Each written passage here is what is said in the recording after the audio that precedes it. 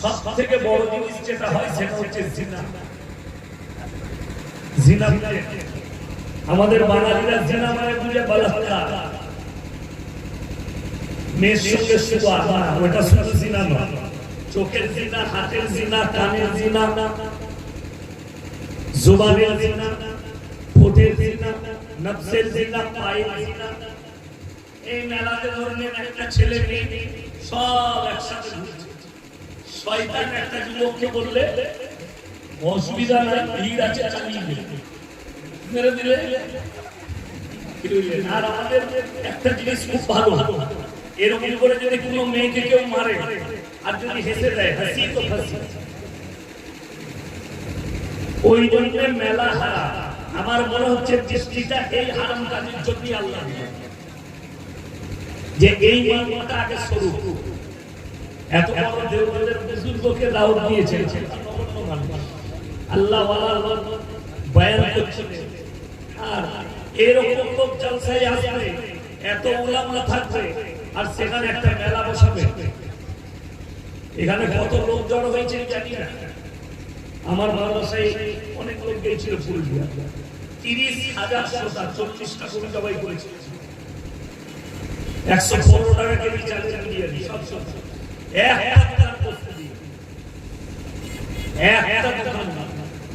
কেউ যদি পুরুলিয়া ডিস্ট্রিক্টের লোক আমার জলসায় গেছে আর যদি বলে দেয় রাস্তায় নিয়ে লেগেছিলাম আমি সুন্দর মালা পরে যাবো, আর পুরুলিয়া ডিস্ট্রিক্টে আমি এমন একটা গ্রামে জলসায় গেছি, আমি যখন থেকে ঢুকেছি ফজর পর্যন্ত একটা মেয়েকে দেখতে পাই। তাদের লেগে আমি রাতের দোয়া, 1 নম্বর হচ্ছে চন্ডিহা চন্দন চেয়ার, কোথায় বলে চন্ডিহা, আমি একটা দেখতে পাই। দ্বিতীয় নম্বর হচ্ছে কাঁটালি, আজ থেকে 12 বছর আগে জলসা করেছিলাম, অ্যাকাউন্টের কাছে আছে কাঁটালি বলি। আমি ছিলাম মোল্লা আব্দুর রহমান কাটকাছি, উনি আগে ছিলেন, আমি শেষ। একটা মেয়ে দেখতে পাই। আমি আজকে পুরুলিয়ায় বাস্তব চিত্র বলছি, অবাক হলাম যে পুরুলিয়ার জলসায় মেলা বসেছে আর মেয়ে ঘুরে বেড়াচ্ছে। এই মেয়েগুলো বাইরে কি আমাদের বর্ধমানে? এই মেয়েগুলো বর্ধমানে না, পুরুলিয়া। কথা বলবে না, আমি এখনো বয়ান শুরু করি না, ময়দানটা ঠিক করছি। আমার বয়ান সবাই নিতে পারে না, এমন এমন বাঁশ বলতে পারি। হ্যাঁ, ওই জন্য দেখছি যে মানতে পারবেন একই পাবেন, ঘরে গিয়ে ঘুমান, অসুবিধা নাই, বসে বসে গাল দিবেন। আমার কিন্তু চাকরি আবার ভয় না, ভয় আছে ইমামদের চাকরি আবার ভয় আছে। আর আমি গোল আল্লাহ, যেদিকে মালটাকে ঘুরে ওইদিকে ঘুরে যাবে। আমি কারো ভয়ে হুজুর আমাদের এখানে এইটা বলবেন, এটা বেশি করে, ওটা নিয়ে বলবেন না, যেটা মানা করবি সেটা বেশি বলবেন। আমি ক্যানিয়ে জলসায় গিয়েছি, 4টা যুবক এসে বললে আমরা দাওয়াত দিয়েছি হুজুর, এখানে আর একটা পুরা পথটা আছে, আপনি বেশি পড়া বলবেন। আমি আমাকে দাওয়াত দিলি কেন? তোরা তো সব জানিস, আমি কি বলবো? ওই জন্য আমাকে যদি বলেন এটা বলতে পারবেন, আমার গাড়ি রেডি আছে, না কোনো পালিয়ে যাবো, বুঝে নিয়ে। কিন্তু ইমাম বললে চাকরি চলে যাবে। আমি তোমার ইমাম, আমাকে দাওয়াত দিয়েছে, নিয়েছি, হক শুনতে পারলে শুনবেন, উঠে পারে। আমি এখন বয়ান শুরু করি, এতগুলো লোক বসে আছে, এটা মাদ্রাসার জলসা। আপনারা বলুন প্রত্যেকটা মুসলমানের জন্য দ্বীনি ইলম হাসিল করা কি? তোমরা ভাত খাও নাই রাতের বেলায়? গলার আওয়াজ নেই, কথা বলতে হবে। দ্বীনি ইলম হাসিল করা জোরে বলুন কি? আর আমি বলে যাচ্ছি, এটা রঘুনাথপুর থানা, তাই তো? এটা আদ্রা, এই গোটা আদ্রা থানায় যতগুলো মুসলমান আছে, যদি সমীক্ষা করা হয় 98% মুসলমানের কাছে দ্বীনি ইলম নাই। ঠিক বললাম না? বললাম। যদি বলেন ভুল বললেন, কেউ যদি বাপের বেটা হন সামনে এসে দাঁড়িয়ে বলুন আপনি ভুল বলুন, আমি তোমাকে দিয়ে প্রমাণ করাবো তোমার মধ্যে দ্বীনি ইলম নেই। তুমি যত বড়ই বাপের বেটা সামনে এসে চলুন দ্বীনি ইলম মানে কি? আলেম হতে হবে, মুফতি মুহাদ্দিস হতে হবে। আমার আগে হযরত যে বয়ান করলে তার সারমর্মে আমি বয়ান করতে শুরু করেছি। উনি যেটা বললে তার সারমর্ম বলে যাচ্ছে, অন্য কোনো বয়ান করি না, আর গাঁজা করি বলি না। ইসলামের এখানে যদি কোনো মাস্টার, ডাক্তার, ব্যারিস্টার, উকিল, শিক্ষিত এমএসসি, বিএসসি, বিকম থাকে, একজন দাঁড়িয়ে বলুন উলামা ছাড়া পৃথিবীর প্রথম সভ্যতার নাম। আমাদেরকে লোকে মৌলবীকে বলে স্কুলে যাই না, আমাদের কাছে কিছুই নাই, আমাদের ভাড়ে। তো তোমরা যে শিক্ষিত, পৃথিবীর ইতিহাস বললাম, কোরআনের ইতিহাস নয়, ইসলামের ইতিহাস নয়, পৃথিবীর ইতিহাসে প্রথম সভ্যতার নাম কি? যে বলবে 100 টাকা চা খেতে দেবে। কেউ আছো? কোন মাস্টার, কোন প্রফেসর, কোন ডাক্তার সামনে আসুন, অপমান নয়। শুনেলেন, প্রত্যেকটা মুসলমানের জানা দরকার এই যে আলেমদিকে দেখছেন এরা কত বড় সম্পদ। শুনে যান, ইসলাম পৃথিবীর প্রথম সভ্যতার নাম মিশরের মুসলিম সভ্যতা। জোরে একবার বলুন সুবহানাল্লাহ। কোন অমুসলিম ভাই যদি থাকে সে সভ্যতা শুনিয়ে। আমাদের দেশের কিছু বক্তা বেরিয়েছে, কি বুঝলি, তাদের নাম হচ্ছে চতুর্বেদী, পঞ্চম বেদী, অষ্টম বেদী বক্তা। কোরআন হাদিস, একটা কোরআন হাদিসের ভালো করে জ্ঞান নাই, বলছে পঞ্চম বেদী বক্তা। ঝাঁটার গুলো খাবার খাবার না। স্টেজে বয়ান করেছে কি ভারতের মুসলমান দিকে বুঝেছে, ভাইরা মায়েরা বোনেরা, ভারতে আমরা কেউ মুসলমান ছিলাম না, আমরা কালমা করে মুসলমান হয়েছি। ওকে দিকে পেলি বেলায় উনি দিন জানেন না, হারাম হারাম কোথা থেকে পেয়েছে? ভারতে আমরা হিন্দু ছিলাম, কে বললো তোকে? ভারতে হিন্দু রাষ্ট্র ছিল, কে বললো তোকে? এই জন্যই তো বাগেশ্বর ধাম বাবা কানা দাজ্জাল से बोलते बाबा सबसे पुराना धर्म कौन सा? बोले कोई शक नहीं, सनातन धर्म है, ये 5000 साल पुराना। बाबा मैं आपको 5000 साल पीछे नहीं, दुनिया के सबसे पीछे लेके जाऊंगा। আপনারা সকলে জানেন পৃথিবীর প্রথম মানবের নাম কি? হযরত আদম আলাইহিস সালাতু ওয়াস সালাম। আল্লাহ সৃষ্টি করেছেন। আদম আলাইহিস সালাতু ওয়াস সালাম মুসলমান ছিল না, সালাত ছিল? কথা বলে না,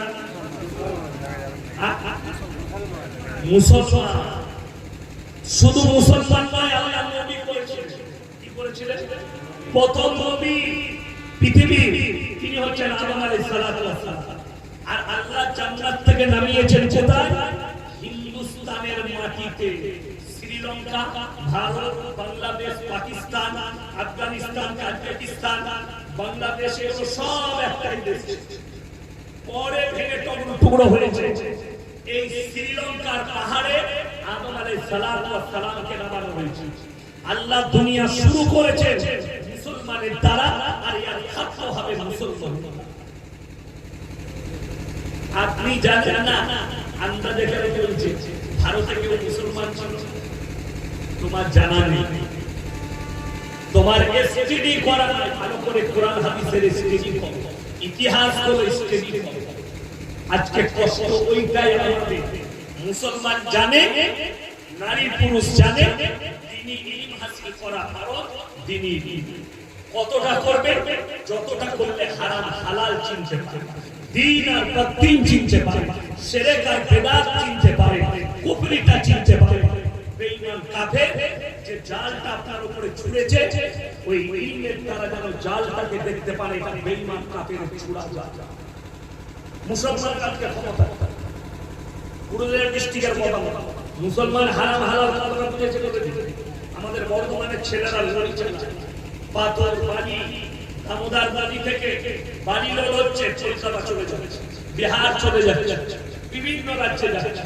মুসলমান ছেলে লড়ি চালায়, হাই রোডে দাঁড়িয়েছে, হোটেলে ঢুকিয়ে বলছে মদ খাওয়া হয়ে গেল।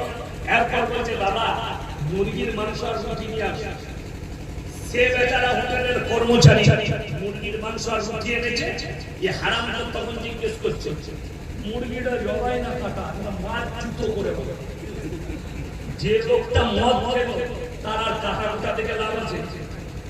আমার আগে হযরত কি বলে গেল, আপনি মনে করেন না দেওবন্দ থেকে বড় বড় উলামাদিকে নিয়ে আসবো আর দোয়া করে দেবে তুমি যা করবে জান্নাত রেডি, তুমি মার খাবি তো হুজুর মার খাবে।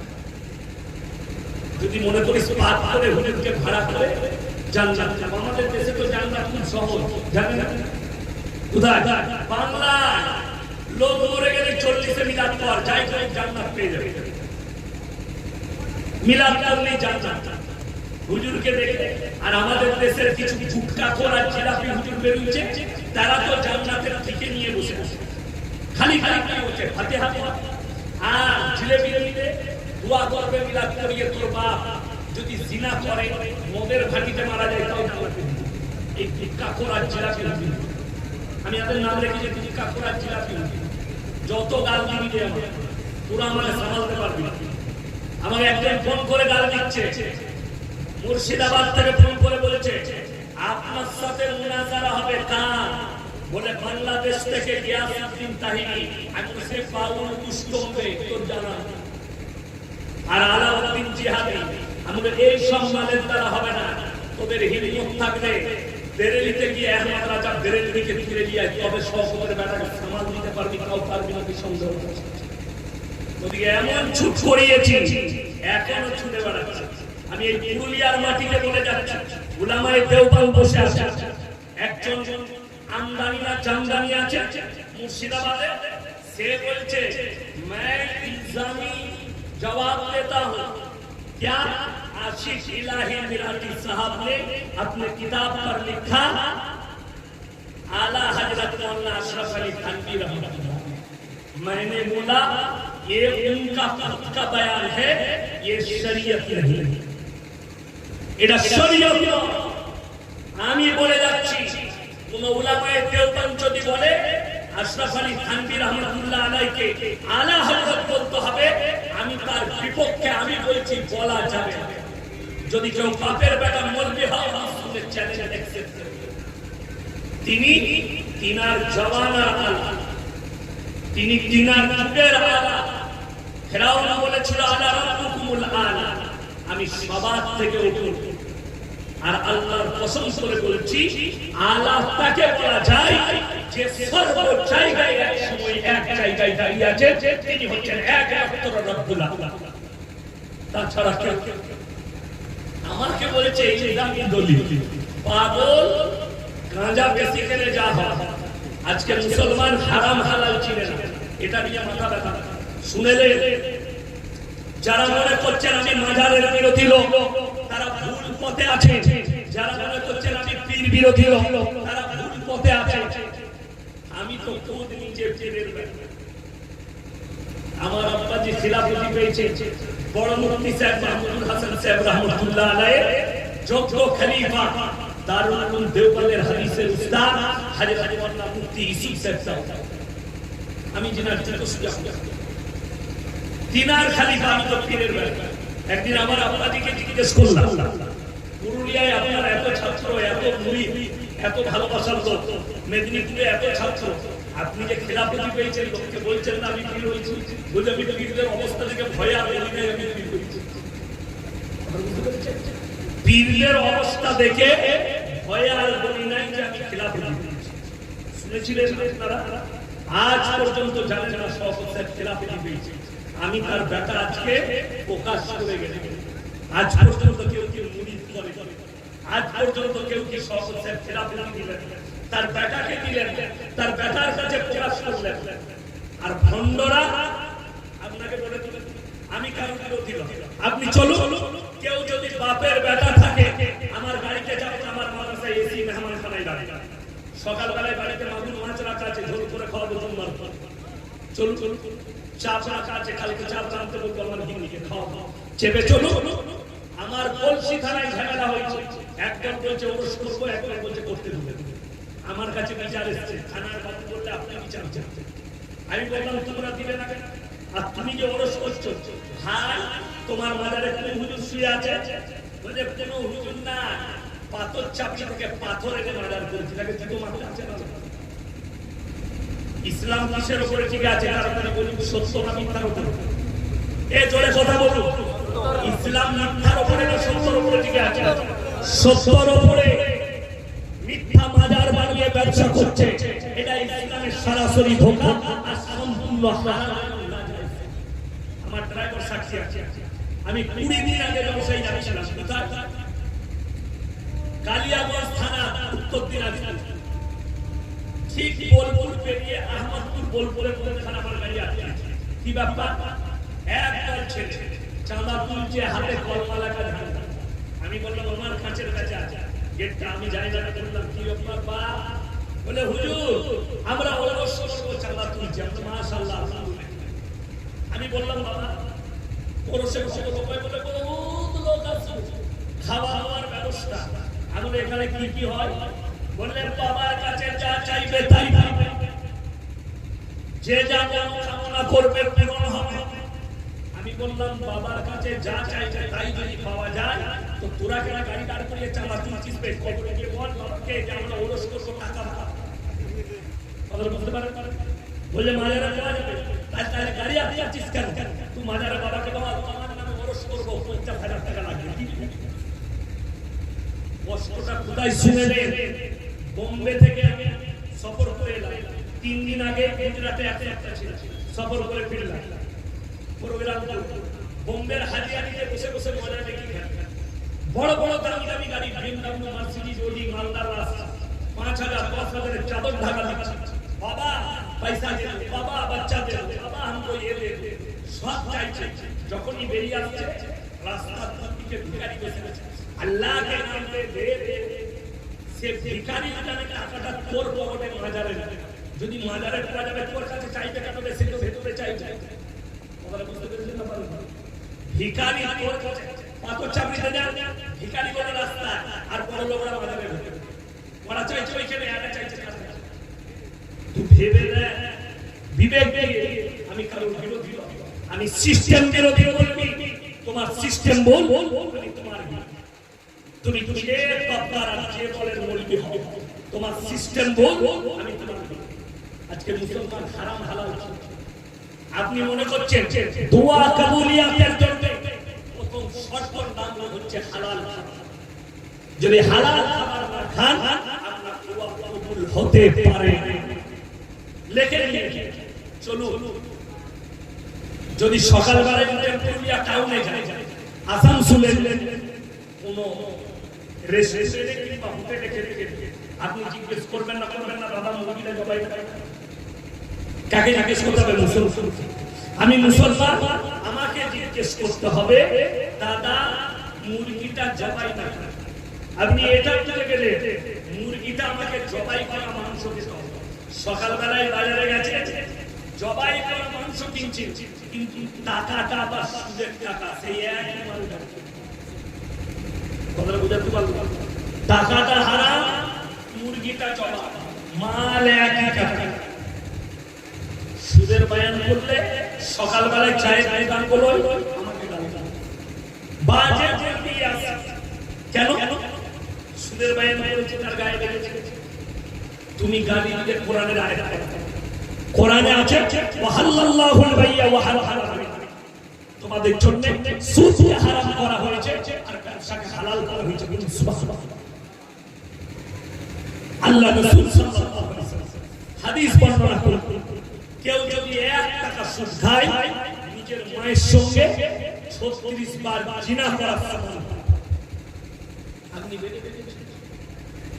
কোন মুসলমান এখানে বসে আছেন হাত তুলে বলুন আমি জানি না সুদ খাওয়া হারাম? কোন একজন যুবক হাত তুলে বলুন আমি জানি না মদ পান করা হারাম? একটা মুসলমান হাত তুলে বলুন আমি জানি না চুরি করা হারাম? একটা মুসলমান হাত তুলে বলুন আমি জানি না ব্যভিচার করা হারাম? একটা মুসলমান হাত তুলে বলুন আমি জানি না গাঁজা খাওয়া হারাম? সব জানে, জানার পরও মানুষ এই পাপগুলো, এটা জ্ঞান। আমি কালকে দার্জিলিং এর কাছে ছিলাম, কোচবিহারে বলে এসেছি যে আমাদের কষ্ট ওটা। মুসলমান বলে যে পুজোর সময় হিন্দু ভাইরা মসজিদের সামনে দিয়ে ঢোল বাজনা বাজিয়ে চলে যায়, আমাদের নামাজের ক্ষতি হয়। তোমার সামনে দিয়ে ভাষাতে গেলে তোমার নামাজের ক্ষতি হচ্ছে। আর হারামখোর মুসলমান বেটা বিটির বিয়েতে ডিজে বাজাচ্ছে, গান বাজাচ্ছে, এটা কি? চলুন আমার বলব, দুটো টাকা হয়েছে, হারামখোর বেটা বিটির বিয়েতে হিজড়ে নাচছে। তারা বলছে আমরা মুসলমান। আপনাদেরকে কে বলবো গরুর মাংস খেলে মুসলমান হওয়া যায়? তোমার জানা না ঋষি কাপুর পুরা গরুর মাংস। ফিল্মের একজন আর্টিস্ট, তার নাম ঋষি কাপুর, সে বলেছিল আমি প্রত্যেকদিন আমার ডিনারে গরুর মাংস। সে কি মুমিন হয়ে গেছে? গরুর মাংস খেয়েছে। শাহরুখ খান গিয়েছিল উমরা করতে। আমার যুবকরা শোনো, যারা মনে মনে করছে শাহরুখ খান একটা দামি মুসলমান, তোমার ঈমান কমজোর, আমি এখানে চ্যালেঞ্জ করে বলে গেলাম, কোন মৌলবি যদি আমার এই চ্যালেঞ্জ অ্যাকসেপ্ট করে, আমি তার জুতোর মালা পরব। বর্তমান সময়ে শাহরুখ খানকে যে মুসলমান করবে সেই মৌলবির ঈমান কমজোর। কেন? সে গেছে উমরা করতে, ফিরে এসে হারাম করে আবার একটা মন্দির পুজো করেছে। সালমান খানকে মুসলমান ভাবে, তার গোটা ফ্যামিলিটা মুশরিক ফ্যামিলি, গোটা ফ্যামিলিটা মুশরিক। তার বাড়িতে গণেশের পুজো হয়, বড় কষ্ট লাগে। একটা হিন্দু ভাই পুজো করবে, সে মুশরিক। আর সালমান খান তার বাড়িতে ঠাকুর দেখে পুজো করবে, সে মুমিন। কয়েকটা হারামখোর আমাকে কদিন গাল দিয়েছে। আমি একটা পাকিস্তানের ভালো স্কলার একজন আছে, আমাদের ওটা বলে দেবে, তিনি হচ্ছেন মোল্লা তারিক জামিল। বড় সুন্দর কথা বলে, মারাত্মক কথা বলে, কিন্তু একটা কথা মাথায় রাখে, আমরা মৌলবীরা ভুলে থেকে কথা বুঝতে পেরেছি।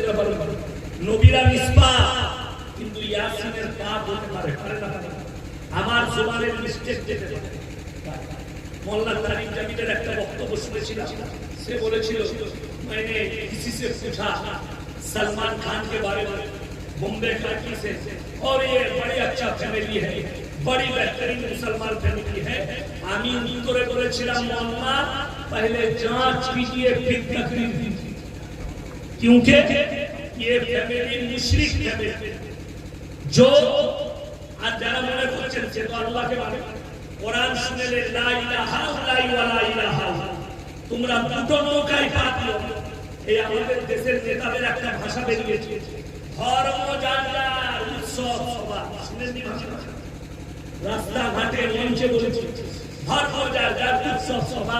যদি এটা ঠিক হয়, এটা যদি সত্য হয়, তাহলে কুরবানির সময় ওদিকে ডাকে তো কোনো ঠ্যাংটা ধরবে, খবর বলতে পেরেছেন না? তখন বলবে কেন ধর্মে আঘাত দেওয়া যাবে না, ওরে হারাম। ওটা হলে আঘাত দেওয়া, আর এটা হলে আঘাত দেওয়া নয়। কোরআন বলছে লা ইলাহা ইল্লাল্লাহ ওয়া লা ইলাহা ইল্লাল্লাহ, তোমরা দুটো নৌকায় পা দিবে। এই হারামখোর আর্টিস্ট গুলো দুটো নৌকায় পা দিচ্ছে। আর এদিকে আমাকে মুসলমান ভাবছে না, মুসলমান যে হবে সে এক আল্লাহ বিশ্বাসী হবে, সবাই হবে জোরে বলে ইনশাআল্লাহ। আল্লাহর সঙ্গে ঝামেলা চলছে, ওই আল্লাহর সঙ্গে ঝামেলা আছে, এমন ছিলা ছিল না।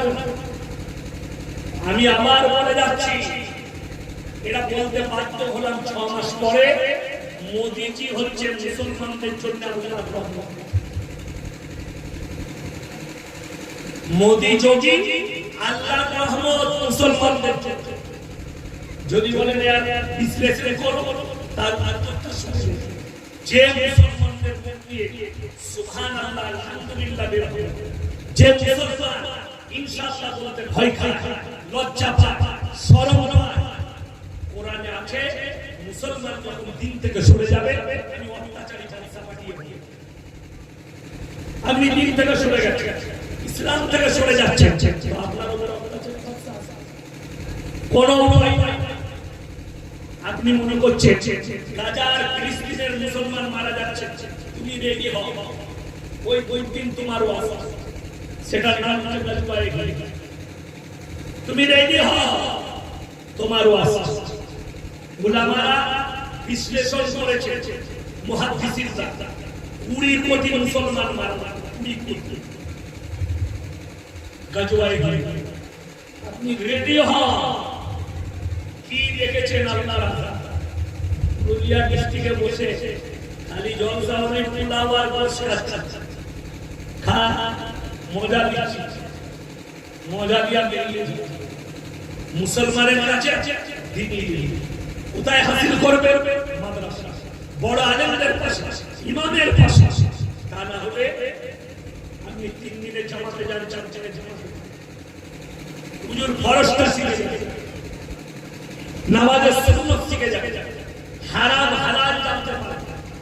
আজকে এগুলো একটাও আমাদের মধ্যে, বেশিরভাগ মুসলমান আর বেঈমান কাফেররা তো এটাই চেয়েছে যে এদের কাছে এত ষড়যন্ত্র করো, এরা যেন ঈমান হারা হয়। আপনি বুঝতেও পারবেন আপনি পাপ করছেন, অথচ নেকির কাজ না। আল্লাহর হাবিব সাল্লাল্লাহু আলাইহি সাল্লাম হাদিস বর্ণনা করেছেন, পৃথিবীতে এমন একটা সময় আসবে হারাম আওলাদ ধরে ধরে পৃথিবীতে সেগুলো হালাল বলে একসাথে সমাজের বিরুদ্ধে। আল্লাহর নবী তিনি ভবিষ্যৎবাণী করেছেন, এমন একটা যুগ আসবে পৃথিবীতে বাঁদির পেটে মালিক পয়দা হতে শুরু। আর আজকে সেটা হয়েছে, আমি নাম নেব না, একজন আতিশ তার বীর্যটা তার বাঁদির পেটে দিয়ে তার পেট থেকে বাচ্চা নিচ্ছে। কেন? তার বিবিকে স্মার্ট রাখার জন্য, সুন্দর রাখার জন্য। তারা নিজেদের বিবির পেটে বাচ্চা নিচ্ছে, তাদের কাছে পয়সা, তাদের কাছে সম্পদ, তাদের কাছে মাল আছে, অথচ তারা হারাম আওলাদকে বলে দিলে। দেখুন আজকে আপনার কাছে শিক্ষা না থাকার কারণে, এডুকেশন না থাকার কারণে আপনার কাছে বেঈমান কাফেররা কি করেছে? আপনাকে অ্যাকসেপ্ট করেছে। আপনার ব্রেনকে খেয়ে আপনি ভাবতেও পারবেন। আমাদের উলামায়ে দেওবন্দ এরা কয়েক বছর আগে ফতোয়া দিয়েছিল যে social media, YouTube, Facebook use করা যাবে না, ये হারাম है। हमारे उलमाए देवबंद ने फतवा, लेकिन आज मजबूर है, फिर फतवा देना पड़ा कि ये जायज है, क्योंकि आखिर अगर हमारा ईमान को चोरी करना चाहा तो इसी मोबाइल के जरिए से অবাক হবে। আমি আসার সময় আসানসোলের আগে রানীগঞ্জ পেরিয়ে এসে একটা হোটেলে পকোড়া চা পাওয়া যায়, প্রচুর ভিড় লাগে চা। তো আমি দাঁড়িয়েছিলাম চা খাওয়ার জন্য, আমি চেয়ারে বসে আছি, আমার ম্যানেজার পকোড়া নিয়ে এলো, চা নিয়ে এলো। একটা হিন্দুদের ছেলে, আমি রেখেছি না, সে মোবাইলে রেখেছি। সে এসে বললে, স্যার একটা সেলফি। আমি বললাম লাও। যে বললে, আমি আপনার বহুত বড় ফ্যান। আমি তার ঘাড়ে হাত দিয়ে, মাথায় হাত দিয়ে দোয়া করলাম, আল্লাহ তুমি একে ইসলামের জন্য কবুল করে নাও। জোরে বলুন আমিন। এই সোশ্যাল মিডিয়া থাকার কারণে অমুসলিম ভাইদের কাছে ইসলামের সত্যটা পৌঁছে যাচ্ছে। একটা হিন্দু, দলিত, আদিবাসী সকলের কাছে হকটা পৌঁছে যাচ্ছে। ইসলাম যে সত্য এটা তাদের কাছে পৌঁছাচ্ছে এই সোশ্যাল মিডিয়ার মাধ্যমে। এটা আমরা ইউজ করিনি, আর বেঈমান কাফেররা এটা ইউজ করে আমাদের মুসলমান জাতিকে ধ্বংস করে দিয়েছে, ঈমানকে ধ্বংস করেছে। এগুলো আমার বাপের বয়সী, ইনাদিকে জিজ্ঞেস করছে। আর যারা বসে আছে কিভাবে ঈমান ধ্বংস করেছে। আমি মাদ্রাসায় ছিলাম, দেখছিলেন হযরত বসে বসে অনেক প্রায় লোক আসছে, ছেলেরা আসছে, একটা সেলফি। কি বলবো, ফটো দিচ্ছে আমার সাথে, ফটো তুলছে আমার। কয়েকজনকে দেখলাম চুল কেটেছে শুয়োরের মাথার মতো। ঠিক বললাম না? সেলফি নিচ্ছে আমাদের, কিন্তু চরিত্র ব্যবহার পোশাক আশাক সব বেঈমান কাপড়। আগেকার মানুষরা ইনাদের বাপ দাদরা ছিঁড়া কাপড় পরেছে অভাবে, ঠিক ঠিক মানুষের কাছে পয়সা থাকতো না, অভাবে ছিঁড়া কাপড়। কিন্তু আজকে বড় কষ্ট লাগে, আমাদের যুবকরা হারামখোর স্বভাবে ছিঁড়া জামা কাপড়। ঈদেতে নতুন প্যান্ট কিনে নিয়ে এসছে পুরুলিয়া রঘুনাথপুর থেকে, বেড়েটে করে পাঠা মা বলে প্যান্ট পাচ্ছি না, বলে তুই বলবি না ভিজাই। নতুন প্যান্ট আমাদের মায়েরা শুনেলেন, অনেক মা মনে করছে ছোট পোশাক পরাটা মডেলিং। এটা পশ্চিমী দুনিয়ার একটা বহু বড় হাতিয়ার, মুসলমানদের ঈমানকে ধ্বংস করা। ছোট পোশাক পরাটা যদি মডেলিং হয়, পুরুলিয়া ডিস্ট্রিক্টের সব থেকে বড় মডেলিং হচ্ছে পুরুলিয়া ডিস্ট্রিক্টের কুত্তাগুলো, যারা কোনো ড্রেসই করে।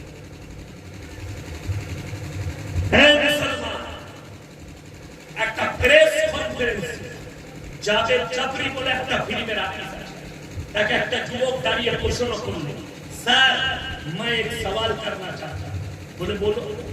बोले आज पूरे दुनिया के लोग दुनिया के पीछे भाग रहे हैं, इसके मतलब क्या है? তিনি উত্তর দিয়েছে, तो कौन से धर्म से? बोले मैं मुसलमान। बोले मुसलमान तो दुनिया के पीछे मत भाग, तू 1400 साल पीछे चला जा, दुनिया के जोड़े बोलूं ना सुभान अल्लाह। তুমি 1400 বছর পেছনে যাও, দুনিয়া তোমার পেছনে ছুটছে। এটা আমরা উলামারা महसूस করেছি। আমি আমার আব্বার মাদ্রাসায় 11000 টাকা বেতন পাই। আমি পুরো বছরে মাদ্রাসাকে 10 থেকে 15 লক্ষ টাকা আদায় করে আমাকে মাত্র বছরে 1,25,000 টাকা বেতন। কিছুই নেই। ইমামের বেতন এই গ্রামের মসজিদ কটা? 5টা। আচ্ছা ইমামদের বেতন কত? 25,000 না 30,000? আজকে দেখো 5,000 তাহলে 7,000 না হলে 10,000, ঠিক ঠিক এর বেশি। এই পুরুলিয়া ডিস্ট্রিক্টে কোন কোটিপতি মরে গেলে তার জানাজার নামাজটা কে পড়াবে? এমএলএ তো নাকি? তবে 5,000 এর মৌলবি। ভেবে দেখো আল্লাহর নবীর হাদিস, যারা আল্লাহর রাস্তায় দিনের পথে থাকবে আল্লাহ মৃত্যুকাল পর্যন্ত ইজ্জতের রুজি দান করবেন। জোরে বলুন সুবহানাল্লাহ। আমি গুজরাটে সফরে গেছি, একজন দাওয়াত দিবে হযরত আমার বাড়িতে হুগলি ডিস্ট্রিক্টে সোনাপাটি দাওয়াত। আমরা যাব, তার কাছে গেলাম, সে নিয়ে গেল একটা বড় হোটেলে। আমাকে বললে কি কি খাবেন বলুন, এখন আমরা নাম জানি না। আল্লাহ আমাদের তকদিরে রেখে দিয়েছে লোকের ঘরে খাবে, মৌলবীদের তকদিরে লেখা আছে লোকের ঘরে খাবে, তুমি যা খাবে তাই খাই। তাকে বললে ভাই এক মালাই কাবাব না, সালে এটা আবার কি রে মালাই কাবাব জীবনে খাই না, চালিয়ে নিয়ে যাও। তারপরে বলছে মালাই টেক্কা, বলে এটা আবার কি রে। আমি আল্লাহকে বললাম আল্লাহ তুমি রুচি আছে মেটেছে কি বুঝে। তারপরে দেখছি গিলাসের ভেতরে মুরগির গানটা মরই দিয়ে উল্টিয়ে ভরা আছে। আমাকে বললে হাজরা তাড়াতাড়ি দাও, মালটা দেখি। চালিয়ে দিলাম। আল্লাহকে বললাম আল্লাহ রুচি তুমি মেটেছে, আমরা আল্লাহর রাস্তায় দিনের পথে আল্লাহ পৃথিবীকে আমাদের পেছনে ছেড়ে দিয়েছে। সূরা তাওবে গাড়ির ভেতরে বসে আছে 10-15 জন ছুটে হযরত কাশকা করুন, আমি আপনার ভক্ত। একজন বললেন হুজুর আমার বাড়িতে একদিন দাওয়াত দিলেন। আমি আল্লাহকে বললাম আল্লাহ তোমার শুকর আদায় করছি, কথাটা মনে পড়ে গেল যে তোমরা দুনিয়ার পেছনে নয়, রাসূল আকরাম সাল্লাল্লাহু আলাইহি সাল্লামের আখলাক আর চরিত্রে এসো, দুনিয়াকে তোমার পেছনে আল্লাহ ছুট করাবে। আজকে উলামায়ে দ্বীন আমরা দুনিয়ার পেছনে নয়, দুনিয়া আমাদের পেছনে ছুটছে। একটা মুসলমান 20,000 রোজগার করে, সে দেখছি রঘুনাথপুরে লটারি টিকিট কাটছে। কেন? বরকত। তুই যদি 20,000 বরকত না পেয়ে তুই লটারি কাটতে হয়, ইমামের বেতন 5,000, তাকে কটা লটারি কাটা দরকার? তোমরা বুঝতে পারছো? হালাল হলে আমরা কাটতাম। 20,000 টাকা রোজগার, 30,000 রোজগার, তারপরও বরকত হয়নি, বউটাকে রাস্তায় বার করে দিয়েছেন ঘন ঘন করার জন্য। আপনাদের এখানে নাই না? আছে? আল্লাহ, আমাদের মেয়েদের একটা লাভ হয়েছে, গ্রুপগুলোর করে কি 10টা করে গ্রুপ করেছে, আর একজন তাদের হেড হয়, 9টা মেয়ে তাকে বলে ম্যাডাম। বিরাট এমনি ম্যাডাম হতে পারে না, সুদ খাওয়ার ম্যাডাম হয়েছে। এরা যে কি মার খাবে। আজকে সমাজটা শেষ হয়েছে কেন জানো? কিসে? হাদিসুন নিসা, মেয়েদের হাদিস। আমাদের হাদিস থোড়ি না চলে আসে, এইসব মৌলবীরা ফতোয়া দিয়ে কিছু করতে পারবে না। তো মুফতি বড় বড় মুফতি আছে, মা খালাদের মধ্যে এখন তো ফতোয়া দাদি নানির আর মুর্শিদাবাদের একটা ছেলে ফোন করে বলছে, হুজুর আমার ওর সাথে কি বিয়ে করা যাবে? আমরা মোটি করবি না, কালো ছেলে হবে। কি বলুন, হাদিসের নাই, কুরআনের নাই। কে বলেছে? তার কাকু না দাদি ফতোয়া দিয়েছে। হ্যাঁ, এ তো মেয়েদের ফতোয়া। আপনি খোঁজলে বিয়ে করে গিয়েছি, মেয়েরা ফতোয়া দিচ্ছে বিয়েতে দেখাশোনা হলে জেলে দিয়ে দিতে না, বলে বিয়েতে প্যাঁচ লেগে যাবে। ফতোয়া কার? বলে ফতোয়া এর দাদি, দেওয়া যাবে না, প্যাঁচ লেগে যাবে। আমি বললাম জিলেবি দিলে যদি বিয়েতে প্যাঁচ লাগে, যে বেটা জিলেবি ছাড়ছে তার আর বেটা বিটির জীবনে বিয়ে হবে? সে তো প্যাঁচ মেরিয়ে তার বেটা বিটির তার বিয়ে হবে। এইগুলো হচ্ছে শিরকি আকীদা, কুফরি আকীদা। মুসলমানরা এগুলোতে বিশ্বাস। আজকে একটা লোক মারা গেলে মরার থেকে খাড়া দাঁড়িয়ে উলামারা বসে আছে, হাদিসে আছে 3টে কারণ ছাড়া মেয়েরা বাড়ির বাইরে যেতে পারে। অথচ আপনাকে দেখি বেশি কিছু বলবো না, তাইলে আবার এই গ্রামের মেয়েরা বলবে অনেক পুরো বেটা মৌলবীকে জীবনে দাও দিই না, আমার আবার বাজার খারাপ হয়ে যাবে। হালকা করে ডোজ দিই। আপনি দেখুন, মায়েরা ভালো করে শুনবে, 3টে কারণ ছাড়া। নাম্বার 1, কাছের আত্মীয়, নিকটতম আত্মীয় মারা গেলে তোমরা মরা বাড়ি করে যেতে, একদম কাছে, নিজের চাচা, চাচা ভাই, ফুকুইতো ভাই, মামাইতো ভাই, মামা, মামি, এই কাছের আত্মীয় বলে। কোথায়? পাড়াতে একটা লোক মরেছে, বেটা জিজ্ঞেস করছে, গাড়িতে শাড়ি পরে চেপে বসে আছে, কি বাবা কোথায় যাচ্ছিস? তুই জানিস তোর কুকুর ঘুমে নমতে অমুকে করে ঠিক একটা বিশ্বাস করুন, আমরা পুরুষরা অত কুটুম জানি না, মারা বাবা কুটুম জানি, ঠিক কি না?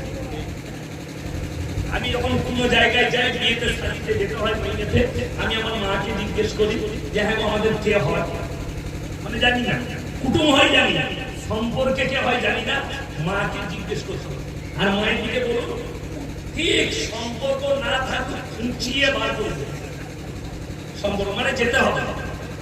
আর অবাক লাগে কি জানি, এই গ্রাম থেকে বেরিয়েছে, মরা বাড়ি যাচ্ছে, কোথায় যাবে? বলে পাড়া আমাদের দুবড়া যাচ্ছে, উল্টা গাড়ি গল্প করতে করতে যাবে। তোর কি হয়েছে, তোর সংসারে কি হয়েছে, তোর জায়ের সাথে কি, তোর শাশুড়ির সাথে কি, এই গল্প। যখনই ঘর ঢুকবে মরা বাড়িতে, ফেরেশতারা আল্লাহ বলে, আল্লাহ ইতি শুরু হলো বলে তারা এখন অনেক ডিজাইন বাকি আছে। ঘরে ঢুকে কাঁদছে, খালা তুই কি করে মরে গেলি? খালা বলছে দেখে কাজ নয়, আমি মরিনি, তোর খালু মরেছে। ও আন্দাজে চালাচ্ছে, কিন্তু জানে না কেমন কেমন মাছে আলু খেতে গেছে। আমাদের দেশে বসলাম না, শুনেলেন হাদিস, শুনেলেন হাদিস, কোন বাড়িতে মাইয়াত হলে 3 দিন তার বাড়িতে চুলা জ্বলতে দিও না, এটা প্রতিবেশীর হক। আর আমাদের দেশে যার ঘরে লোক মরে তার ঘরের গরু জবাই করে খানা করে খায়, শরীয়তে যায় না, এটা জেনে রেখে।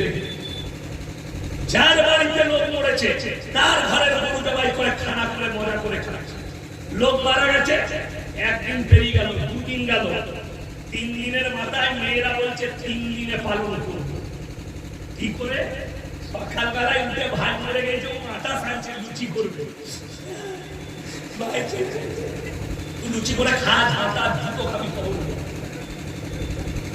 কেউ যদি কোনো মৌলবি এক্ষুনি প্রমাণ করাতে পারে মানুষ মরে যাওয়ার পরে 3 দিনে পালন, 4 দিনে পালন, 7 ফায়দা, ঘাটে উঠা, 9 ফোন, 40 দিনে মিলাদ, আমি শওকতের বেটা জীবনে চ্যালেঞ্জ। কোন উলামায়ে দেওবন্দ, কোন বেরেলভি, কোন আহলে হাদিস, কোন তবকার আলেম যদি প্রমাণ করতে পারে আমি মৌলবি শওকতের বেটা, জীবনে আর বক্তব্য দেব। ইমাম আবু হানিফা রাহিমাহুল্লাহ মারা গেছে, তার মিলাদ হয়েছে কিনা তোমার মতো খানা করে প্রমাণ দাও। ইমাম শাফি মারা গেছে, ইমাম মালিক, ইমাম হাম্বল, ইমাম তিরমিজি, ইমাম বুখারী, ইমাম নাসাই, ইনাদের জীবনে মিলাদ হয়েছে কিনা তোমার মতো খানা করে। বাম মরে গেছে, 40 দিনে মিলাদ দিবে, 10 দিন আগে থেকে দাও দিয়ে বেড়াচ্ছে, উনাইকে বলতে গেছে, বিটিকে বলতে গেছে, ফুপুকে বলছে, এমন অনচর বাপের বিয়ে দাও দিয়ে বেড়াচ্ছে। কে বলবো? যদি বলেন হুজুর আমার আব্বা মারা গেছে, নেকি কি করে বেশি পাবে? শুনে নাও, তোমার আব্বাকে যদি নেকি দিতে চাও, সঙ্গে সঙ্গে তোমার আব্বার নামে 2টা রকম দান করো, সঙ্গে সঙ্গে কারেন্টের মতো নেকি পৌঁছাবে। জোরে বলুন সুবহানাল্লাহ। দান করুন, 1 লাখ টাকা খরচ করবেন বাপের মিলাদে, মৌলবীদেরকে করতে হবে না। আপনি বাপের নামে মাদ্রাসায় দেন, মসজিদে দেন, কারেন্টের মতো নেকি পৌঁছাবে। এই সমাজ কবে বুঝবে জানি না। আজকে আমরা মনে করেছি 40 খানা। আপনার এলাকায় হিন্দু ভাই থাকলে জিজ্ঞেস করবেন, তাদের লোক মরে গেলে 40 দিনে তারা খাদ্য খাওয়ায়, আর আপনার ঘরে লোক মরে গেলে আপনি 40 দিনে মিলাদ দিয়ে খাওয়ান। নামটা আলাদা, মালটা কোথায়?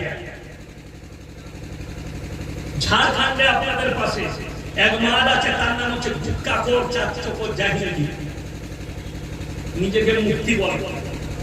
আমি তাকে বলেছি তোর মতো মুক্তিকে, আমি ওকে একবার নুনু কাটার খানা খাওয়াইছি, তার খুব শখ নুনু কাটার খানা খাওয়া। হ্যাঁ, আমাদের দেশে তো ঢোল বাজা, ছেলের মুসলমানি দিলে 3 দিন আগে থেকে বাজনা করে গোটা গা ঘুরছে, বলছে দেখে না নুনুটা খারাপ। আমরা খাচ্ছি, আমরা বুঝি নাই, তোমরা বুঝে গেছো। 2 টাকা হয়েছে, আমার বেটা জন্মদিন পালন করবো, কেক কেটে হারাম কর। যদি 500 টাকার কেক কিনতে পারিস, এই মৌলবীরা 100 টাকার কেক কিনেও ছেলের জন্মদিন পালন করতে পারে, পারে না? জায়েজ হলে তো আমরা করতাম, আমরা করি না, তুমি কি করে করবে?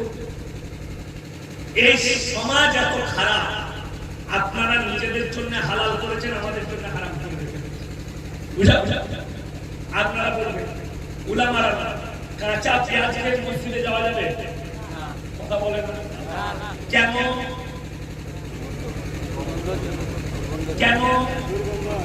মুখে দুর্গন্ধ বের হবে। আর রাসূল আকরাম সাল্লাল্লাহু আলাইহি সাল্লামের হাদিস, তোমরা মুমিন ততক্ষণ পর্যন্ত হতে পারবে না যতক্ষণ পর্যন্ত তোমার কাছ থেকে তোমার প্রতিবেশী সুরক্ষিত। আমার আগে হযরত বলে গেল না, अपना पड़ोसी का हक अदा, बेटा का हक अदा करो, बीवी का हक अदा करो, हर किसी का हक अदा। তোমার তার কাছে কেউ কষ্ট না। এরপর আমাদের দেশের লোক মসজিদে এসে আমাকে জিজ্ঞেস করে, প্রশ্ন দিয়ে জলসা, হুজুর বিড়ি সিগারেট খাওয়া কি হুজুর বলছেন মাকরুহ? কাঁচা পেঁয়াজ খেয়ে গেলে দুর্গন্ধ করবে, নবীজি নিষেধ করলেন। আর আমাদের দেশে তো অনেক মুসল্লি আছে, সকালবেলায় বিড়ি না খেলে তাদের হাগায়। ঠিক বললাম না ভুল বললাম? ও হযরত মসজিদের পায়খানায় বসে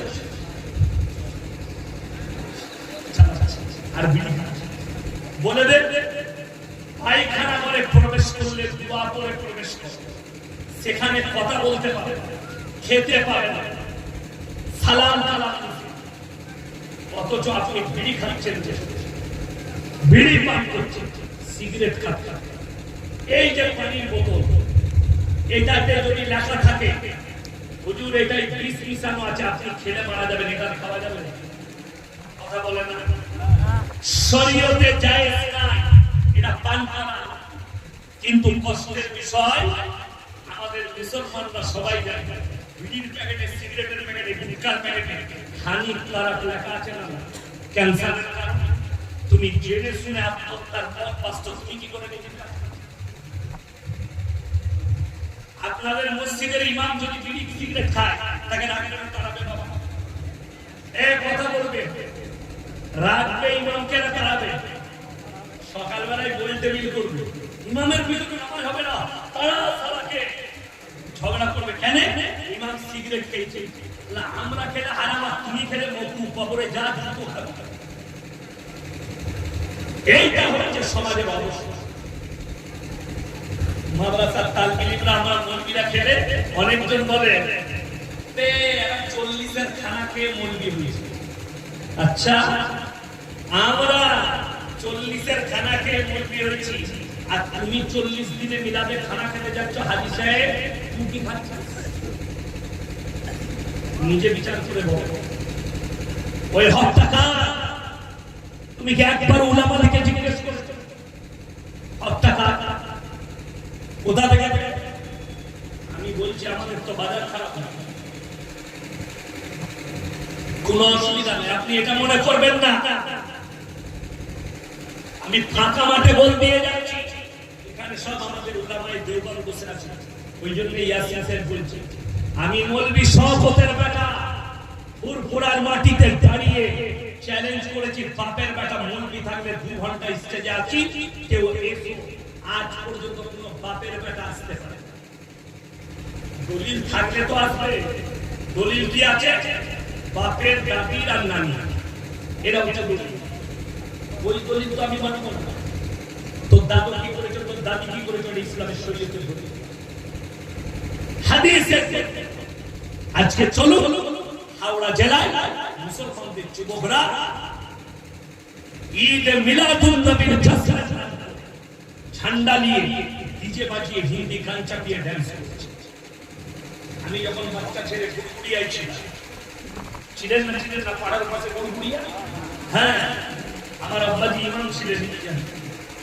আমি তখন পাড়াতে ইংলিশ মিডিয়ামে পড়তাম, মাস্টার মুকাররমের English medium, little follower English মিডিয়ামে পড়েছি, আর গুড়গুড়িয়ায় প্রাইমারি স্কুলে।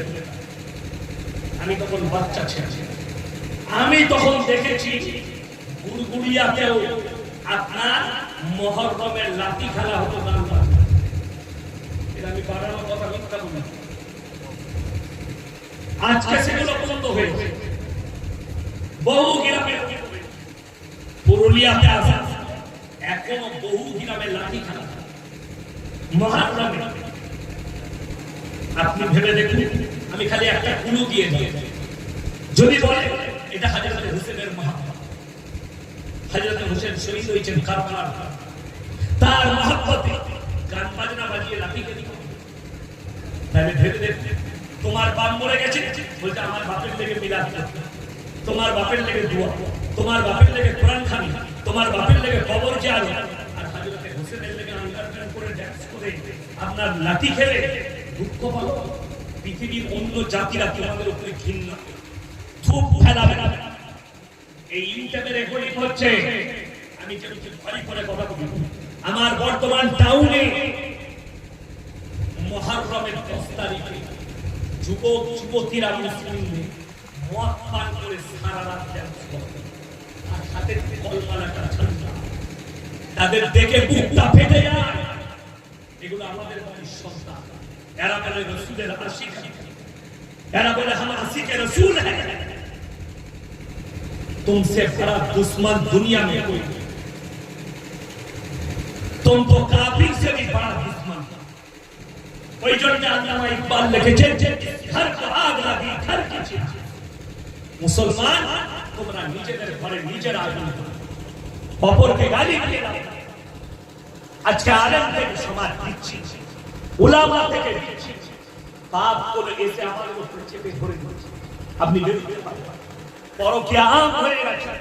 আপনি কি মনে করছেন মানুষ ইনসান আর জানোয়ারের পার্থক্য কোনটা? পার্থক্য চেহারা, আকৃতি, ব্যবহারের না, পার্থক্যটা আমার আল্লাহ রাব্বুল আলামিন নিজে দিয়েছেন। জোরে বলুন সুবহানাল্লাহ। আপনার আমার দিমাগের পার্থক্য, ভাবনার পার্থক্য, পার্থক্যটা শুনলে আপনার দিমাগ বাস্তব হয়ে যাবে। আমি যে এখানে এসেছি, আমাকে আপনি জিজ্ঞেস করেন হুজুর আপনি কে, সর্বপ্রথম আমি বলবো বাবা, আমি মোল্লা শওকত আলী মাজাহির ছিলাম, ঠিক ঠিক। আমি বাপের নাম বলবো না, মায়ের কথা বলেন বাবা। আমি যদি আপনাদেরকে কেউ কি জিজ্ঞেস করি তুমি কে, আপনি বলবেন আমি অমুক গ্রামের অমুকের ছেলে। বাপ যদি বাবা মারা যায় তাও বলবে আমি মৃত অমুকের ছেলে, বলবেন না? বলবেন না? বলবেন। কষ্টটা আমার ওই জায়গায় লাগছে, আমার সোনাল্লাল ভাইরা, আমার জানের ভাইরা, কষ্টটা ওই জায়গায়। আল্লাহ তাআলা ইনসানের যে পরিচয় ঘটিয়েছে, ছাগল আছে না নাই? ছাগল। গরু আছে না নাই? গরু। গায় আছে, ছাগল আছে, ভেড়া আছে, মহিষ আছে।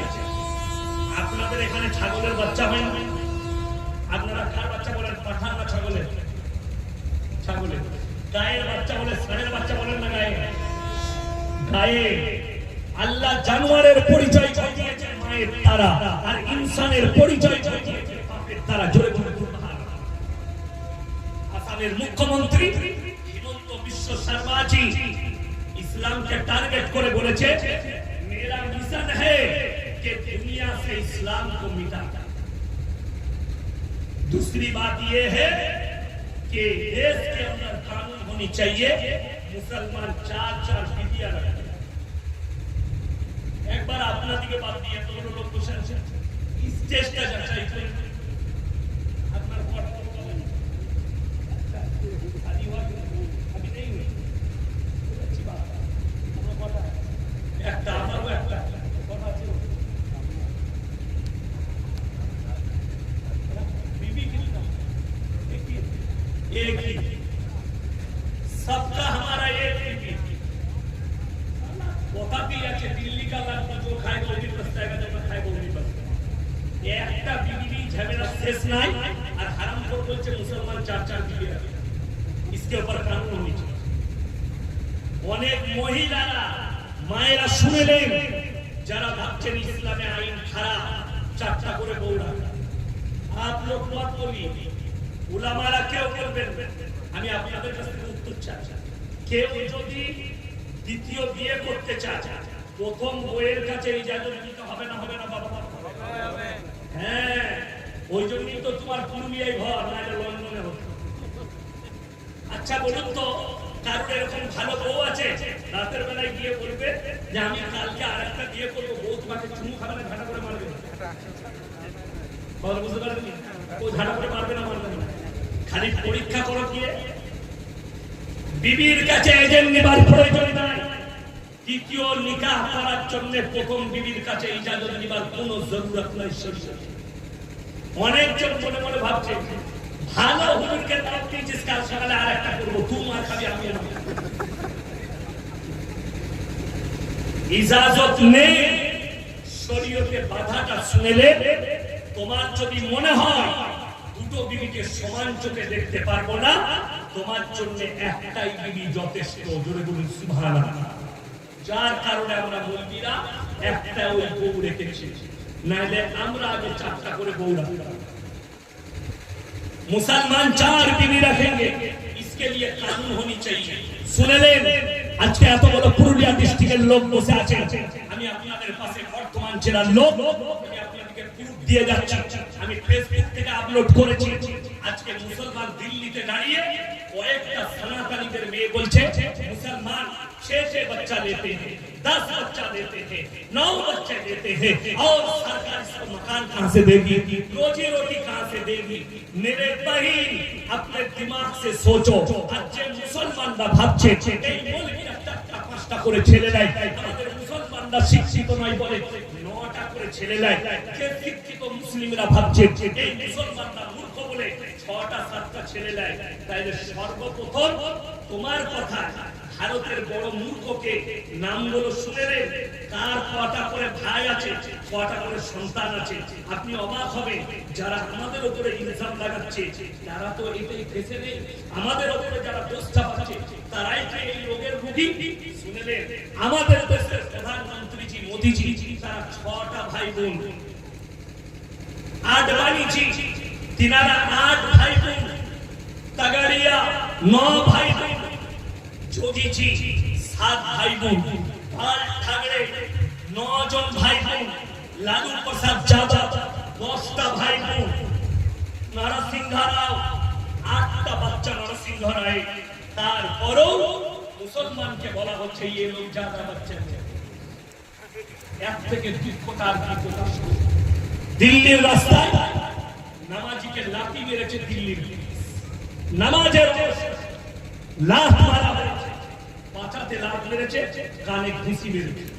আমাদের দেশের কিছু শিক্ষিত হারামখোর মুসলমান তারা বলছে अरे मुसलमान का काम धाम है, रास्ते में नमाज पढ़ने का क्या जरूरत है, क्यों नमाज पढ़ते हो रास्ते में। तुम्हारे बात को एक मरतबा मैंने मान लिया, लेकिन ये हरामखोर अब ये सवाल का जवाब तुम दो कि रास्ते के ऊपर 2 मिनट के लिए अगर नमाज पढ़ लिया तो आसमान टूट के गिर रहा, लेकिन रास्ते के ऊपर 1 महीना से पैंडल बना के कलकत्ता में, दिल्ली में, मुंबई में पूजा पाठ चलता है कि नहीं। एक मास पूजा হয়, আমরা কোনো মুসলমান অভিযোগ করি না। এটা হিন্দুস্তান সেকুলার দেশ, সবাই নিজের নিজের ধর্ম পালন করবে, আমরাও নিজের ধর্ম পালন করতে পারবো। বাবা আম্বেদকর তিনি সংবিধান লিখেছেন, এই সংবিধানের উপরে আমরা টিকে আছি আর টিকে থাকবো। সকলে জোরে বলুন ইনশাআল্লাহ। আমাদের অধিকার আছে এই ভারতবর্ষে। দিল্লির পথে দাঁড়িয়ে একজন হিন্দু ভাই বলছে আমি তো बकरी को तोड़ा हूं, बहुत सारे बाकी है, समझ लेना। एक बात कान खुलकर सुन लो, अगर तुम समझ रहे हो कि हिंदुस्तान के मस्जिद को तोड़कर मुसलमान के दिल और दिमाग से अल्लाह रसूल के मोहब्बत को हटा देंगे तो इंशाअल्लाह पूरे हिंदुस्तान के सारे मस्जिद को तोड़ दो, अल्लाह की कसम हमारे दिल और दिमाग से हमारे अल्लाह और रसूल के मोहब्बत को मिटा देंगे। ये हमारा वादा। तुम लोग जो सोच रहे हो हिमंत बिश्व शर्मा जी, तुम्हारा खौफ तो खौफ ही रह जाएगा, क्योंकि हमारे अल्लाह ने वादा किया कुरान के अंदर, वलन तजिद लिसुन्नतिल्लाहि तब्दीला। क़यामत तक हमारे कुरान के एक ज़ेर ज़बर को कोई बदल नहीं सकता। ये मेरे अल्लाह का वादा है। तुम तो एक कीड़े मकोड़े हो। फिरौन आया था मूसा को मिटाने, खुद मिट गए। नमरूद आया था इब्राहिम को जलाने, खुद जल गए। और तुम कहां से आ गए? इस्लाम को मिटाना, तुम खुद मिट जाओगे। मिटते मिटते तुम खुद मिट जाओगे। देख लो अपने साथ, उसको पूछ लो, तुम्हारे बाप दादाओं से पूछो। अंग्रेज आया था कुरान को मिटाने, शाह मुहद्दिस देहलवी रहमतुल्लाह अलैह তিনি গুজরাটের গোমতী নদীর তীরে কয়েক হাজার কোরআনকে জানিয়েছে, কয়েক হাজার কোরআনকে জানিয়েছে। কারা? ইংরেজের বাচ্চারা। শাহ আব্দুল আজিজ মুহাদ্দিস দেহলভী রাহমাতুল্লাহ আলাইহি বললেন, এই ইংরেজের বাচ্চারা শোনো, এই 10 লাখ 20 লাখ কোরআনকে জ্বালিয়ে তোমরা কোরআনকে মিটাতে পারবে। বলে কেন? আল্লাহ তাআলা নিজে ওয়াদা করেছে, ইন্না নাহনু নাযালনা যিকরা ওয়া ইন্না লাহুল হাফিজুন। আমি আল্লাহ এই কোরআনকে অবতীর্ণ করেছি, আর কোরআনের হিফাজতের দায়িত্ব আমি আল্লাহ নিজে নিয়েছি। সুবহানাল্লাহ। কে নিয়েছে? আল্লাহ নিজে। এই কাগজের মধ্যে আল্লাহ কোরআনকে হিফাজত করে। আপনারা চোখে তাকিয়ে দেখলেন বাচ্চাদের মাথায় দস্তরবন্দি দেওয়া হলো। একজন হাফিজে কোরআন 10 বছরের বাচ্চা সিনেতে আল্লাহ 30 পারা কোরআনকে গেঁথে দিয়েছে। কিয়ামত পর্যন্ত সব কোরআনকে জ্বালিয়ে দাও। একটা হাফিজে কোরআন জিন্দা থাকলে 100 কোটি কোরআন ছেপে আবার চলে আসবে। জোরে একবার বলুন নারে তাকবীর। এই আওয়াজ মুর্শিদাবাদে শুনতে যাবে। নারে তাকবীর। আরে আওয়াজটা মোদিজির কানে যেতে হবে, তবে কিছু কাজ করবে। আমি রাজনৈতিক বক্তা, কিন্তু কোন রাজনীতিবিদ সে যদি ইসলামকে নিয়ে ছেড়খানি করে, যে যত বড়ই ব্যাটা হোক তারে ছেড়ে बड़ हिमंत बिश्व शर्मा जी, आपसे मेरा कोई दुश्मनी नहीं, लेकिन आप दुश्मनी मोड़ ले रहे हैं। इस्लाम के बारे में बता, कितने मदरसे को तोड़, आप क्या खौफ देख रहे हैं? एक पागल कुत्ता है बिहार का यूपी में, वो कह रहे हैं कि अगर इस्लाम को मिटाना है तो सबसे पहले दारुल देवबंद को तोड़ो। देवबंद को तोड़ना तो बड़ी दूर की बात है। देवबंद में जाकर अगर एक ईंटा निकालोगे तो तुम्हारा ये हिंदुस्तान भी खत्म हो जाएगा। ये हम वादा करते हैं, और जो लोग ख्वाब देख रहे हैं कि हिंदुस्तान से इस्लाम को मिटाएंगे, सबसे पहले तो 40 लाख मुसलमान का कत्लेआम करें। आओ, हम तैयार हैं। মুসলমান তোমাকে কমজোর করা কি করে জানেন? আমার আব্বা যখন স্কুলে গেছে তখন সরকারে বইয়ে পড়েছে আমরা ভারতে 18% মুসলমান। আমি যখন স্কুলে গেলাম তখন শুনছি 18%। এখন আমার মেয়ে যাচ্ছে স্কুলে, কেউ শুনছে, আমাকে বলছে আব্বা আমরা 18% মুসলমান। আমি বললাম হ্যাঁ মা, আমরা হিজড়ে আমাদের ছেলে হবে। আবার ওই হারাম কররাই বলছে আমাদের 10টা করে ছেলে। তোমাদের মালগুলো গেল কিতাব, ছেলেগুলো গেল। ওই জন্য আমার মুসলমান ভাই, डरो मत, ईमान पर टिके रहो, बेईमान खुद ब खुद डरा हुआ है, इसीलिए आपको डराने की कोशिश में लगा। আল্লাহর কসম খেয়ে বলে যাচ্ছে, মুসলমান যদি ইমানের উপরে টিকে যায় তোমাদের এক চুল পরিমাণ পৃথিবীর কেউ ক্ষতি করতে পারে।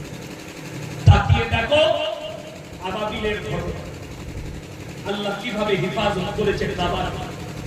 313 জন সাহাবী একদিকে, 1000-এর বেশি বেঈমান কাফের আল্লাহ জয়লাভ করিয়েছে। হাত তুলে বলুন তো কোরআনের সঙ্গে কে কে মহব্বত করবেন? হাত তুলে, তাড়াতাড়ি হাত তুলে জোরে বলুন ইনশাআল্লাহ। কোরআনের সঙ্গে যদি মহব্বত থাকে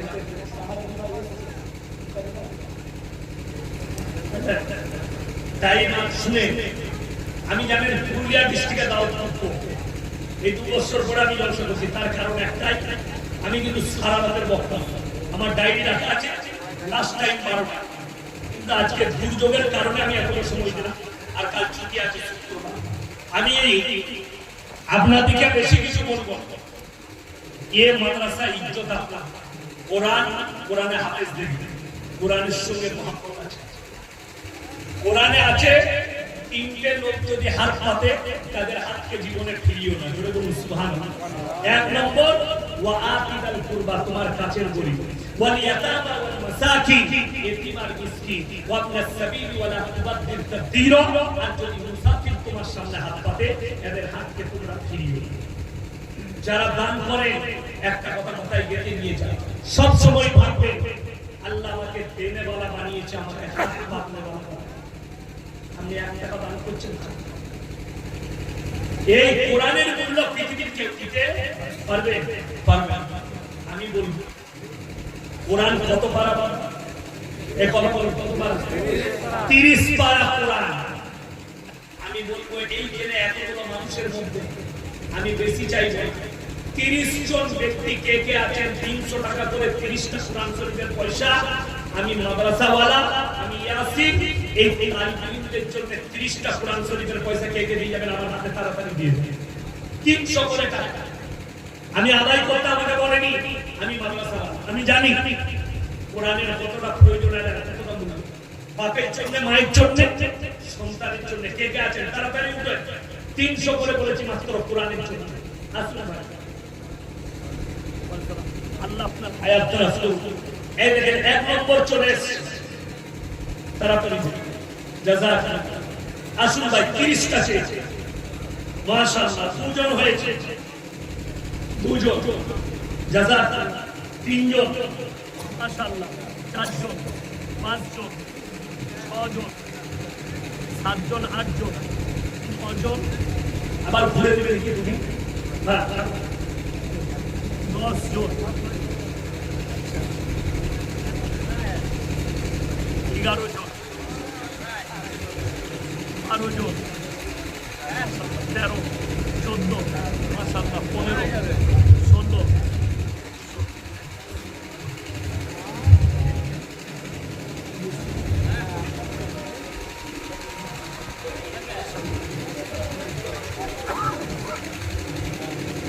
মাশাআল্লাহ ভালো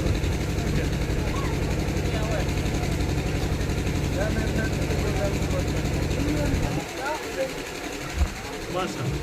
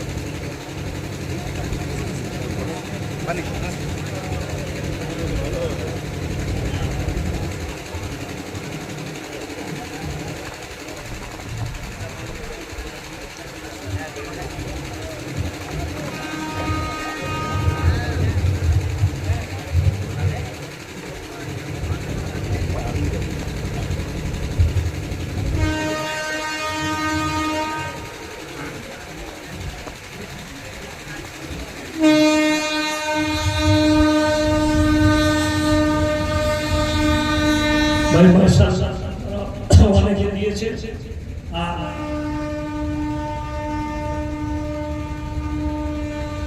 আপনারা অনেকে দিয়েছেন আপনাদের অনেক অনেক শুকর আদায় করছি আল্লাহ আপনাদের ইজ্জতে বরকত দেন জানে মানে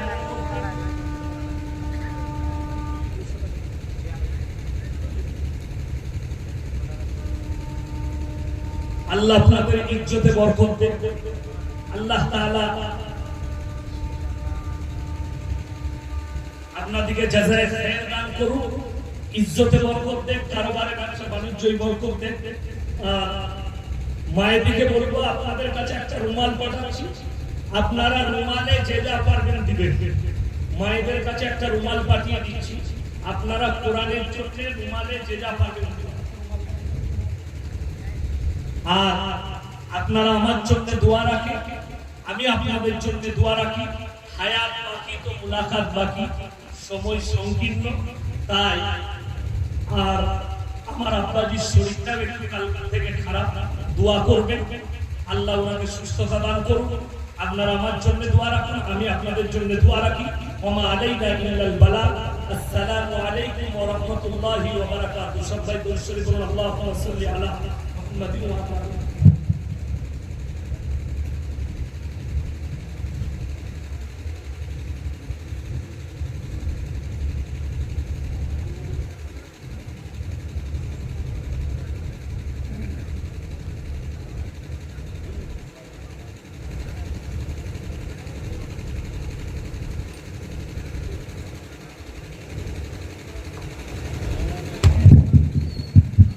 माशाअल्लाह अभी हम सब के दरमियान फाजिले नौजवान आलिम ज़ीशान खतीब हिंदुस्तान हज़रत मौलाना मोहम्मद यासीन साहब अल-मज़ाहिरी बहुत ही पुरमग़्ज़ लबो लहजे के साथ हालात हाज़रा को सामने रखते हुए हुज़ूर वाला ने बहुत ही अहम पैगाम दिया। अब आइए मैं आपको बता देना चाहता हूँ कि हज़रत की तकरीर के बाद एक बहुत ही अहम बांग्ला मुक़र्रिर हमारे दरमियान चंद लम्हों में तशरीफ लाने वाले हैं। आप हज़रात इधर उधर जाने की फिजा न बनाए। अब आइए मैं शायर झारखंड जनाब इमरान नज़ीर बुखारवी से गुजारिश करूंगा कि वो तशरीफ लाएं और नाते नबी का नगमा पेश करवाएं।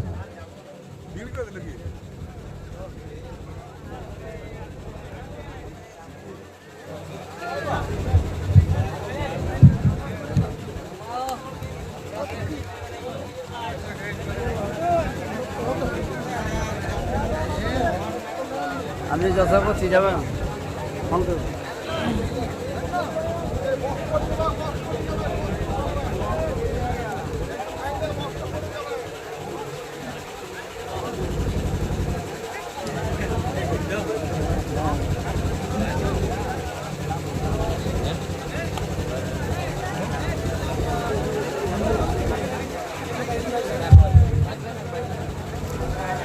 आइए हज़रात अभी हज़रत मौलाना यासीन साहब ने मदारिस के हवाले से माशाअल्लाह बहुत ही खूबसूरत वाज फरमा रहे थे। मैं मदारिस के हवाले से एक मतलब 2-3 शेर पेश करता हूँ, उसके बाद इंशाअल्लाह एक बंगला ज़बान में मुझे नज़्म पढ़ना है। पेश करता हूँ, पूरा मजमा दरूद पाक का हदिया पेश करें। अल्लाहुम्मा सल्ली अला मुहम्मद नबी व अला आलिहि वसल्लम सल्लल्लाहु अलैहि वसल्लम।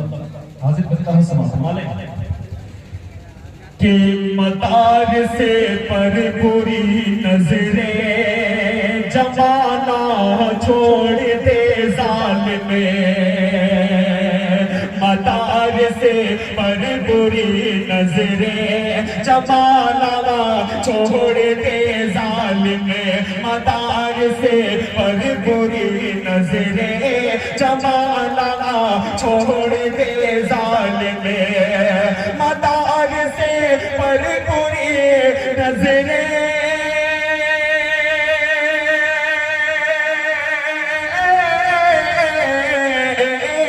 मदार से पर बुरी नजरें जमाना छोड़ दे जालिमे, अरे हमारे सब्र को यूं आज़माना छोड़ दे जालिमे, हमारे सब्र को यूं आज़माना छोड़ दे जालिमे, मदार से पर बुरी नजरें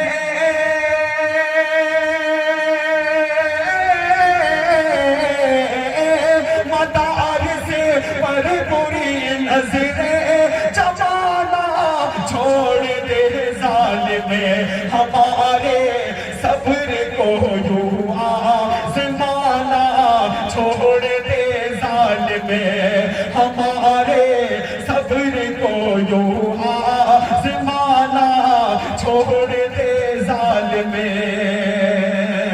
और मदरसे की तालीम में यहाँ पर बहुत सारे बैठे हैं, एक मरतबा बोलते बाबू सुभान अल्लाह माशाअल्लाह के मदार से पर बुरी नजरें जमाना छोड़ दे जालिम, के मदार से को मिटाने वाले खुद मिटे जाएंगे एक दिन, जो चाहूंगा के मदार से को मिटाने वाले खुद मिटे जाएंगे एक दिन, मदार से को मिटाने वाले खुद मिटे जाएंगे एक दिन, मदार से को मिटाने वाले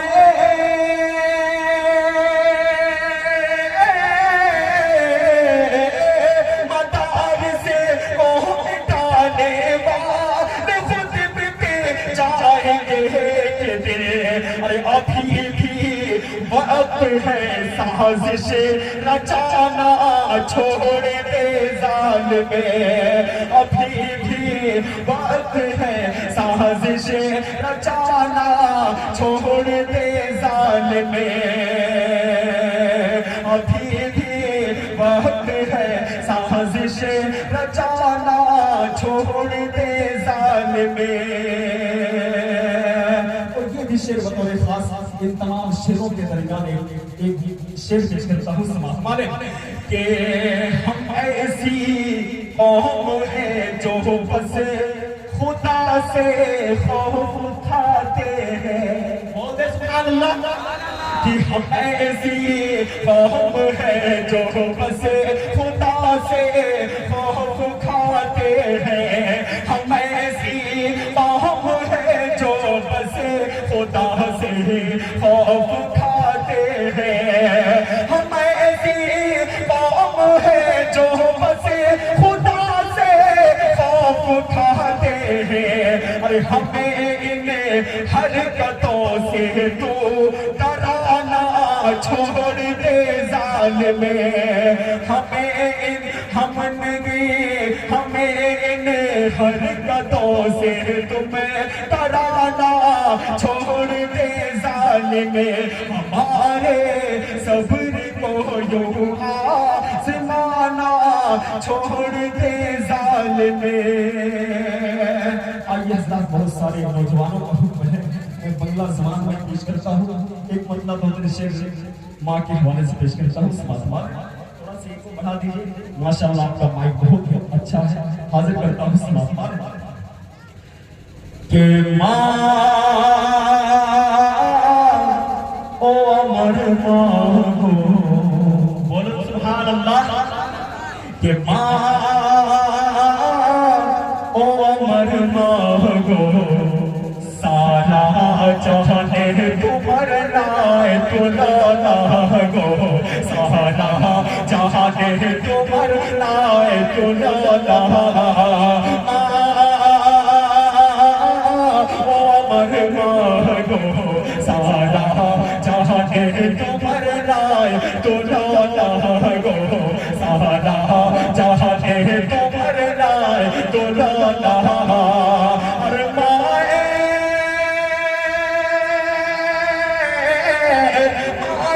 चेहरा देखो, मायर चेहरा देखो मक्का मदीना, मायर चेहरा देखो मक्का मदीना।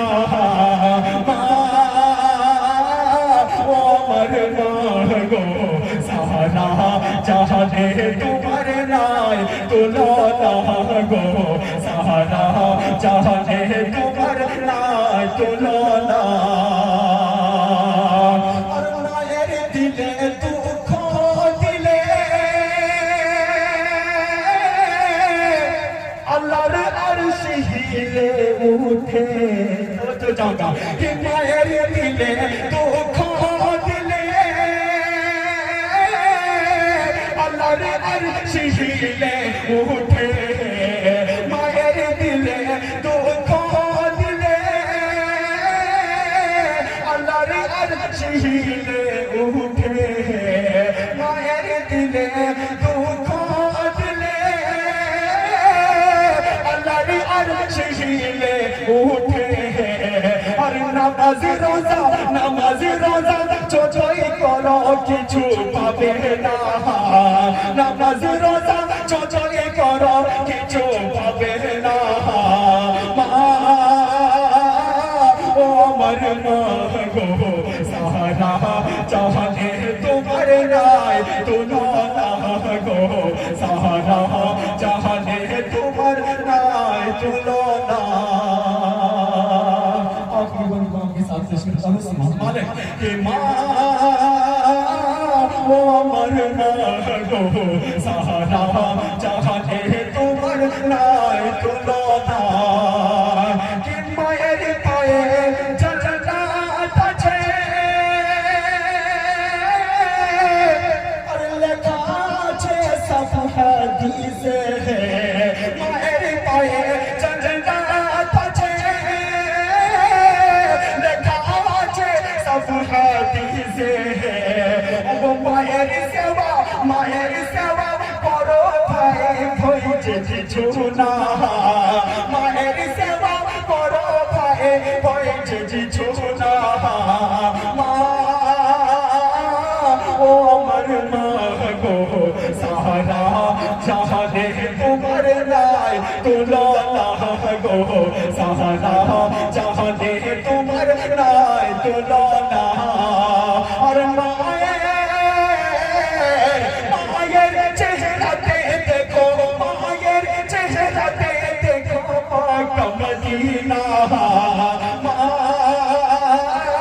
ओ अमर मांगो सारा चाहे तुमर नाय तुलाना गो, सारा चाहे तुमर नाय तुलाना गो, सारा चाहे तुमर नाय तुलाना गो, सारा चाहे तुमर नाय तुलाना। अस्सलाम वालेकुम।